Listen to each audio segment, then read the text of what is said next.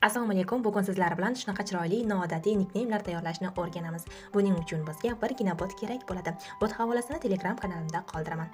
Botga kirib olib, dastavval start tugmasini bosamiz. Menyuga kirib, so'ng undan nick yasash bo'limini tanlaymiz.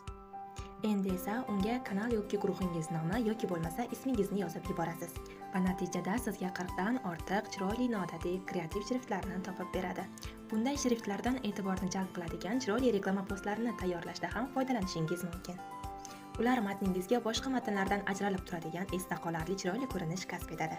Endi esa shriftlarni birma-bir ko'rib chiqib, o'zingizga mos bo'lgan shriftni tanlaysiz. Keyingi o'rinda saqlash tugmasini bosib, nusxalash yozuvini ustiga bosasiz.